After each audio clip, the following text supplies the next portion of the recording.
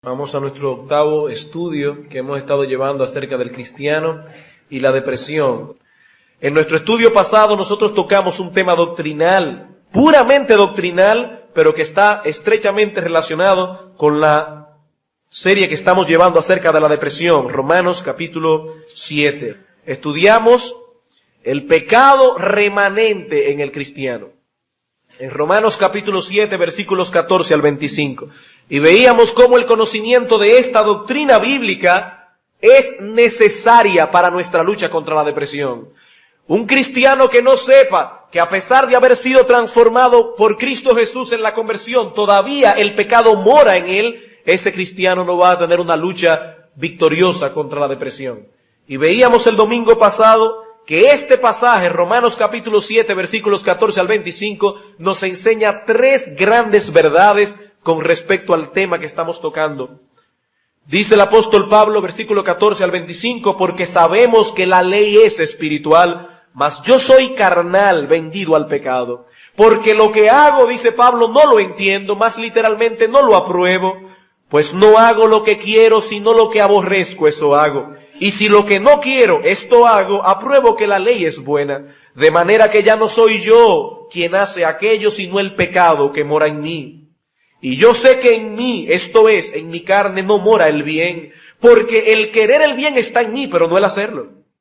Porque no hago el bien que quiero, sino el mal que no quiero, eso hago. Y si hago lo que no quiero, ya no lo hago yo, sino el pecado que mora en mí. Así que queriendo yo hacer el bien, hallo esta ley, que el mal está en mí, porque según el hombre interior me deleito en la ley de Dios. Pero veo otra ley en mis miembros que se rebela contra la ley de mi mente y me lleva cautivo a la ley del pecado que está en mis miembros. Miserable de mí, ¿quién me librará de este cuerpo de muerte? Gracias doy a Dios por Jesucristo Señor nuestro. Así que yo mismo con la mente sirvo a la ley de Dios, mas con mi carne a la ley del pecado.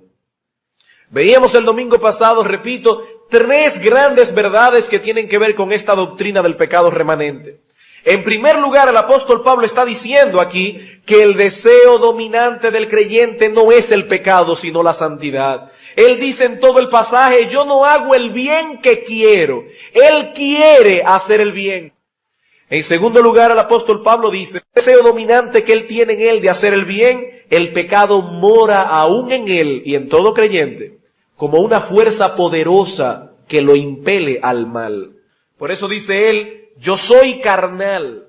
En otras palabras, yo todavía soy de carne, una carne en la cual mora el pecado. Yo aún no he sido glorificado. Y en tercer lugar, veíamos el domingo pasado que lo más triste, lo más perplejo de esto, lo más angustioso, es que esa ley del pecado se manifiesta con más fuerza cuando queremos hacer el bien. Pablo dice, queriendo yo hacer el bien, hallo esta ley que el mal está en mí. Algunos cristianos ignoran estas verdades y consecuentemente viven una vida cristiana desbalanceada.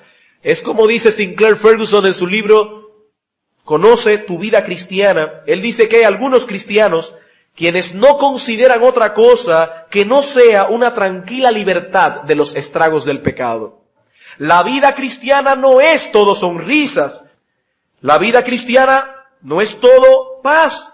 Hay gozo y paz en el creer, Romanos 15:13. Pero al mismo tiempo, la vida cristiana envuelve lo que la Confesión de Fe de Westminster llama una continua e irreconciliable guerra. La vida cristiana tiene gozo, tiene paz, es bendita, pero al mismo tiempo envuelve una continua e irreconciliable guerra hasta que lleguemos al cielo. Y hermanos, si un cristiano ignora esto, va a tener grandes problemas en su vida cristiana. En primer lugar, la ignorancia de esas verdades lo va a guiar a una angustia y perplejidad tal que finalmente desembocará en una depresión. Ese cristiano pensará dentro de sí, seguramente yo no soy cristiano. No puede ser que un creyente tenga la lucha tan grande que tengo yo en mi interior. Y ese cristiano se sentirá perplejo y angustiado por causa del pecado que mora en él, simplemente por no conocer estas verdades. Ignorar estas verdades nos llenará también de temor por el futuro. ¿Cómo yo sé que yo voy a llegar al cielo finalmente? ¿Cómo yo puedo saber que mi vida cristiana será sostenida hasta el fin? Bueno, porque dice el Señor que Él me tiene agarrado con su mano y Dios el Padre también. No podemos ignorar estas verdades. Pero hermanos, todo eso lo vimos el domingo pasado. Esto es solamente a modo de recuento. Pero no solo es importante que nosotros conozcamos estas verdades expuestas en la epístola a los romanos. Ahora tenemos que ir un paso más adelante y hacernos la siguiente pregunta. ¿Cómo puede un cristiano no deprimirse encontrándose en esta condición? ¿Cómo puede un cristiano luchar contra la depresión a pesar de la condición presente de que el pecado mora en nosotros, aún en nuestro cuerpo? El hecho en sí de conocer estas verdades ya es una ayuda, porque el creyente ya no sentirá, cuando tenga esa lucha, que él es el único que la tiene. Él ya sabrá que todos los cristianos del mundo tienen esa lucha, y eso es una bendición. Por eso el apóstol Pablo usó esta verdad para ayudar a los cristianos de Corinto, cuando le dice, hermanos, no os ha sobrevenido ninguna tentación que no sea humana. Lo que Pablo le está diciendo es, no se crean que ustedes son los únicos que tienen esas tentaciones. No se crean que ustedes son los únicos que tienen esa lucha. No os ha sobrevenido ninguna tentación que no sea común a todos los seres humanos. Pero existen otras verdades en las Escrituras que nosotros podemos usar para no permitir que nuestra condición presente nos lleve a una depresión. Hermanos, recuerden que cuando dimos uno de los primeros estudios sobre este tema, habíamos dicho que la clave de la victoria contra la depresión era no dejar que nuestra alma nos hablara, sino hablarle nosotros a nuestra alma. Recuerden que el salmista David en el Salmo 42 se encuentra en una depresión. ¿Y qué hace David?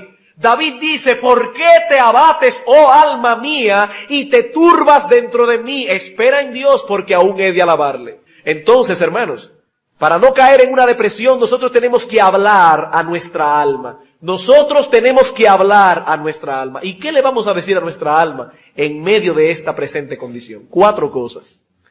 En primer lugar, vamos a decirle a nuestra alma que aunque Cristo no nos ha librado de la presencia del pecado, sin embargo nos ha librado de la condenación del pecado. El pecado aún mora en nosotros, pero gracias a Dios, Él nos ha librado de la condenación del pecado. Inmediatamente Pablo habla de esta lucha a muerte que tiene en su interior en Romanos 7, 14 al 25. ¿Qué dice en el capítulo 8, versículo 1? Ahora pues, ninguna condenación hay para los que están en Cristo Jesús. Ninguna condenación hay para los que están en Cristo Jesús. En esa lucha a diario que tenemos contra el pecado en nuestras vidas, muchas veces experimentaremos esa perplejidad que llevó a Pablo a decir, miserable de mí, ¿quién me librará de este cuerpo de muerte? Sin embargo, no debemos permitir que esa lucha nos arrastre a una depresión. Nosotros no tenemos derecho a deprimirnos a pesar de que tenemos una lucha a diario contra el pecado. ¿Saben por qué? Porque nuestra salvación está asegurada en Cristo Jesús. Ninguna condenación hay para los que están en Cristo Jesús. Por lo tanto, ¿qué yo debo decirle a mi alma? Es verdad que Cristo no me ha librado de la presencia del pecado, pero sí me ha librado de la condenación del pecado. Tenemos seguridad de salvación, completa y total seguridad. No podemos en este mensaje de ninguna manera expandir esta doctrina ampliamente. Pero yo quisiera solamente citar un texto, un solo texto en Romanos capítulo 8, del cual podemos extraer 5 argumentos, 5 buenos argumentos de por qué un cristiano no puede nunca caer de su estado de gracia y perderse. Por eso Cristo dice, Padre, de los que me diste no pedí ni uno, ni uno. Dice Pablo en Romanos capítulo 8, versículo 33 al 34.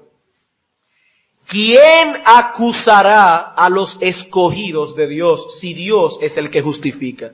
¿Quién es el que condenará? Cristo es el que murió. Más aún, el que también resucitó, el que además está a la diestra de Dios, el que también intercede por nosotros.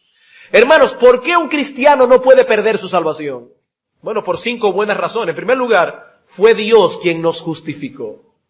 En otras palabras, el juez infinitamente justo del universo nos declaró justo. Y si ese juez que es infinitamente justo me declaró a mí justo en base a lo que Cristo hizo por mí, ¿cómo puede ni el diablo ni nadie declararme a mí injusto? si Él me absolvió? Él me justificó. Y dice Pablo, entonces, ¿quién puede acusar a los escogidos de Dios? En segundo lugar, dice él, ¿quién es el que condenará a un cristiano si fue Cristo que murió por él? Dios hecho hombre. Y si Jesucristo fue quien murió por mí, Él llevó sobre sí toda la carga, toda la condenación, toda la ira que pesaba sobre mí por mi pecado. Y si Cristo es el que murió, ¿quién puede condenarme? Pero no solamente eso, dice Pablo, Él también resucitó, dándonos a entender que Dios realmente recibió como pago correcto su muerte en la cruz. Dios lo levantó de la tumba para enseñar al mundo que Él aceptó la obra de Cristo de redención. Pero más aún, dice Pablo, Él también está sentado a la diestra de Dios. ¿Y quién es el que se sienta a la diestra de un rey? Bueno, aquel guerrero que llega victorioso de la guerra. Cuando un capitán iba a la guerra y volvía victorioso, el rey lo honraba sentándolo a su diestra. Cuando Jesucristo acabó la obra de salvación y dijo, consumado es, la obra está terminada, se sentó a la diestra de Dios como una manifestación de su poder, de su dominio y de su soberanía. Y si nuestro Señor Jesucristo es el Rey soberano del universo y Él nos cuida y nos guarda, hermanos, ¿quién puede arrebatarnos de su mano? ¿Quién puede perder el alma de un cristiano si es Cristo que la protege? Y por último dice Pablo, y no solo eso, Él también intercede por nosotros. Hermanos, ¿sabían ustedes que nuestro Señor Jesucristo está en el cielo orando por cada uno de sus hijos? Él intercede por nosotros. Por eso dice Thomas Watson, los santos perseveran en fe porque Cristo persevera en oración. Así que si Cristo está rogando por nosotros, seguro que el Padre lo va a oír y el Padre va a proteger a sus hijos. Aquí hay 5 buenas razones por la cual, hermano, tú puedes estar completamente seguro. ¿Tiene razón un cristiano en caer en una depresión por causa del pecado que mora en él? De ninguna manera, porque aunque el pecado mora en él, ese pecado no lo condenará. En segundo lugar, el creyente debe recordar que aunque Cristo no lo libró de la presencia del pecado, sí lo libró del dominio del pecado.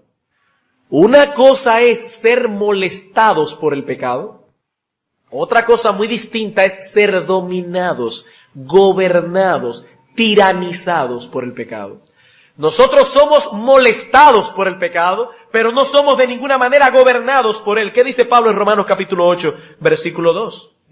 Porque la ley del Espíritu de vida en Cristo Jesús me ha librado de la ley del pecado y de la muerte.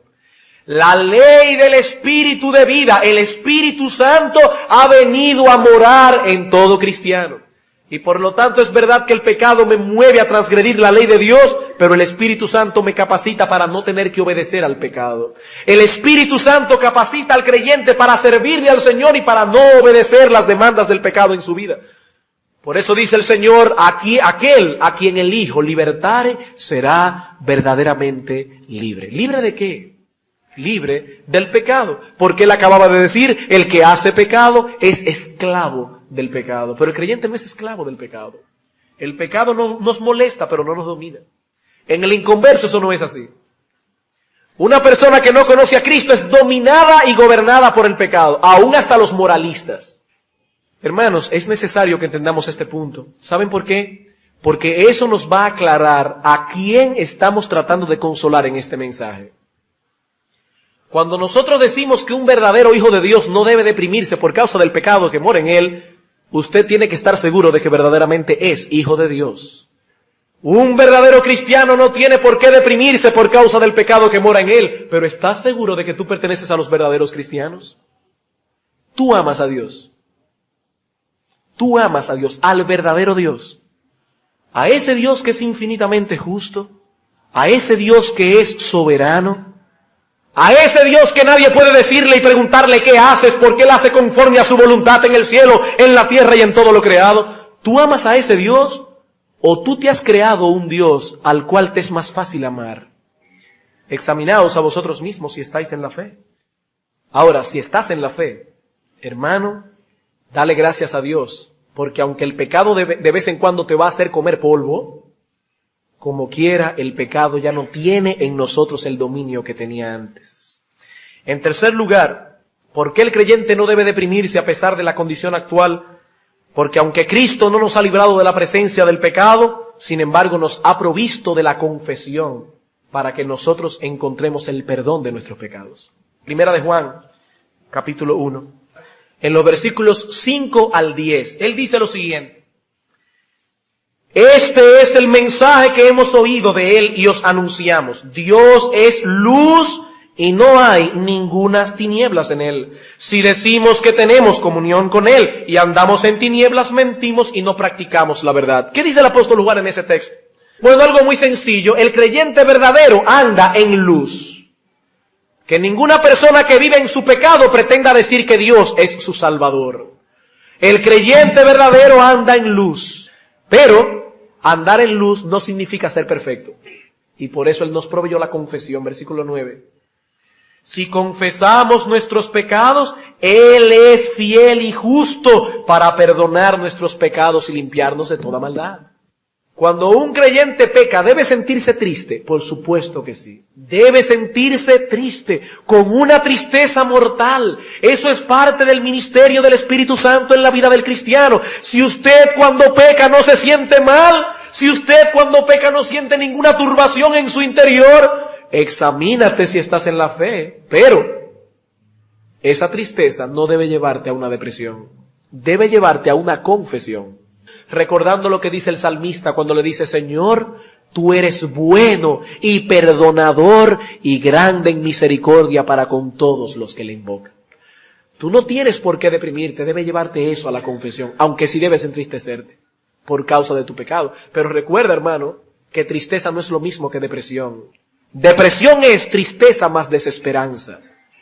Y nunca hay desesperanza para el Hijo de Dios, porque Dios es bueno y perdonador. Y por último, debemos recordar, hermanos, que aunque Cristo no nos ha librado de la presencia del pecado, eso no debe deprimirnos, sino que más bien debe humillarnos. Hay momentos en la vida de un cristiano que uno casi puede sentir, puede palpar la vileza, la indignidad, la corrupción que hay en nuestro corazón. Estaba leyendo en estos días el diario de David Brainerd, ese gran hombre de Dios. Murió a los 29 años de edad y pasó a la historia como uno de los grandes bastiones de la fe. Y solo hay que leer el diario de este hombre, para uno conocer experimentalmente lo que estamos diciendo aquí. Muchas veces nosotros los cristianos, aún sin haber cedido a la tentación, es tanto lo que sentimos la presión del pecado en nuestra vida, que sin haber pecado nos sentimos miserables y completamente sucios. Sin haber cedido a la tentación.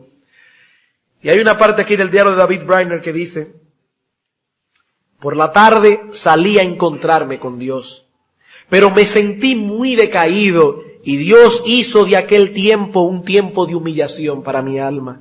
Lloré sobre el cuerpo de muerte que está en mí. Me dolía mucho no poder orar y alabar a Dios con el corazón lleno de amor divino y celestial.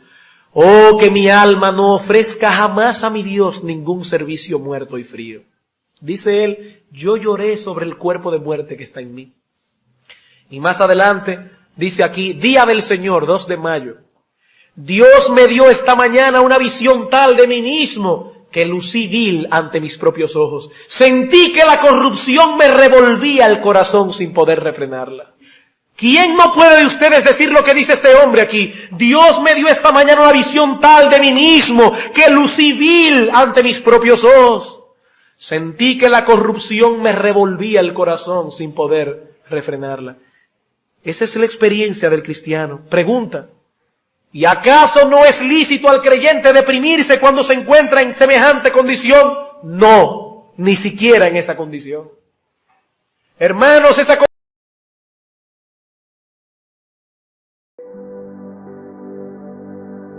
Heart-pounding drums, sinful ignite.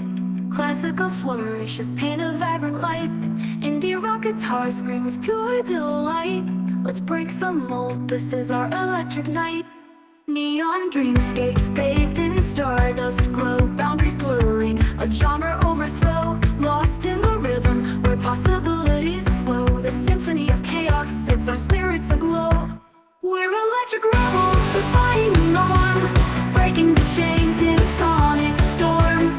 Scented with whispers, morph into a battle cry. This is our revolution, soaring to the sky.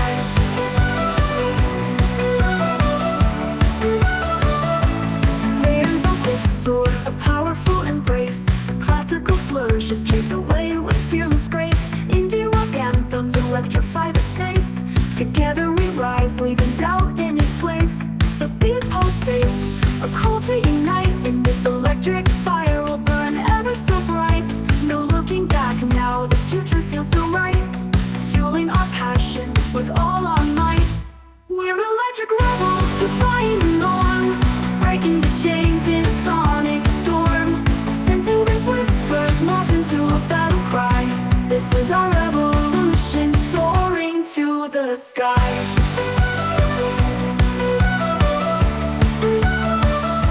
No walls can hold us, no limits can bite. United by music, a new world will find. Let the sparks ignite, let our spirits unwind. This is electric legacy, forever entwined. We're electric rebels, defying the norm, breaking the chains in a sonic storm. Scented with whispers, morph into a battle cry. This is our revolution, soaring to the sky. We're electric rebels, defying through the norm, breaking the chains in a sonic storm. Some have whispers, morphing to a battle cry. This is our revolution, soaring to the sky.